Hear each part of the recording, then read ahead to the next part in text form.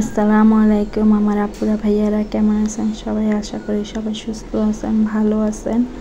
আমি আপনাদের দোয়ায় আলহামদুলিল্লাহ সুস্থ আছি, ভালো আছি। তো সকাল থেকে শুরু করলাম, এখানে রুটি বেলে নিচ্ছি, তারপরে এই যে ভাজি করে নিচ্ছি। এখানে সিম, ফুলকপি, আলু, টমেটো সব কিছু দিয়ে ভাজি করে নিচ্ছে। যে রুটিটা আমি বেলে দিচ্ছি, আমার শাশুড়ি ছেঁকে দিচ্ছে। তো আমার ভিডিওটা যদি কোনো অংশ ভালো লেগে থাকে লাইক, কমেন্ট, শেয়ার, সাবস্ক্রাইব করে দিবেন। আপনারা পাশে থাকলে আমি সামনের দিকে এগিয়ে যেতে পারবো। আর আমি ভয়েস দিই নাই, আজকে সরাসরি আপনাদের সাথে কথা বলছি। তো কেমন লাগছে আমার ভিডিওটা সবাই কমেন্টে জানাবেন। আর এখান দিয়ে আব্দুল্লাহকে নাস্তা দিছি। এই যে নাস্তা খাওয়ার পর এই যে সব কাজ শেষ করে নিচ্ছি। এই যে আমি দুধটা বসিয়ে দিচ্ছি, হয়ে গেছে। এখন নামিয়ে তারপরে প্রস্তুতি নিয়ে নিব রান্নার জন্য। তো আমার এখানে দুধটা হয়ে গেছে, এখন নামিয়ে নিব। দুধটা বলক চলে আসলো। আর এখান দিয়ে আমার শাশুড়ি আমাকে তরকারি কেটে দিছে। এই যে দেখেন আমি অফ ক্যামেরায় সব কিছু পরিষ্কার করে নিছি। এখন দুধটা নামিয়ে নিব, দুধটা হয়ে গেছে। আর এখান দিয়ে এই যে আমার শাশুড়ি তরকারিটা কেটে দিছে, ফুলকপি, সিম, আলু এগুলো সব কিছু কেটে পরে সব কিছু রেডি করে দিছে। আসলে শাশুড়ি বউ যদি এরকম মিল থাকে তাহলে কোনোদিনও সংসারে ঝগড়া বিবাদ হয় না। যাই হোক, এই যে আব্দুল্লাহকে আমি নাস্তা দিছি, ও খায় নাই, তো আমি ওর নাস্তাটুকু খেয়ে নিছি। তো ছেলেটা জানি কি হয়েছে বলতে পারি না। এখান দিয়ে আমি তেলাপিয়া মাছ দিয়ে তরকারিটা রান্না করব।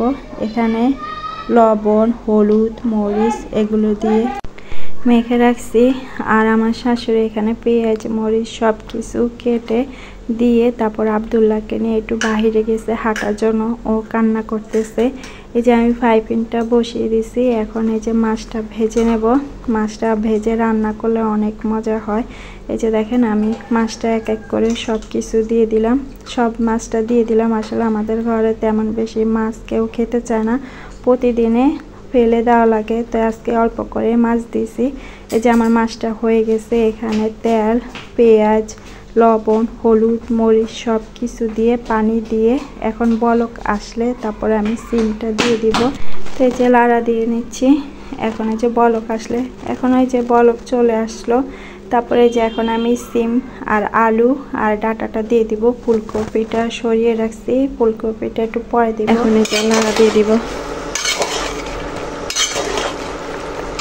এখান দিয়ে তরকারি হচ্ছে, আর এখান দিয়ে আজকে ভর্তা বানাবো।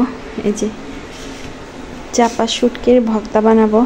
আর এখানে মরিচ, পেঁয়াজ, তারপরে রসুন এগুলো দিয়ে ব্লেন্ডার করে নিব। এই শুটকিটা আমি গরম পানি দিয়ে ভালোভাবে ধুয়ে নিব। সিমটা আর আলুটা সিদ্ধ হয়ে গেছে, এখন এই যে টমেটো দিয়ে দিব।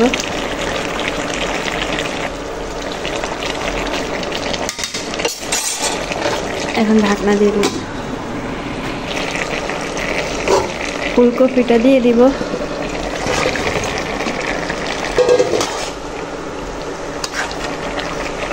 এই যে শুটকিটার মধ্যে এখন গরম পানি দিয়ে দিব, একটু ভালোভাবে ধুয়ে নেব।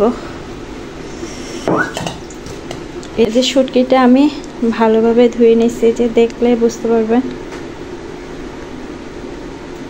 দেখছেন অনেক সুন্দরভাবে ধুয়ে নিয়েছি। গরম পানি দিয়ে ধুইলে অনেক সুন্দর হয়, পরিষ্কার হয়ে যায়।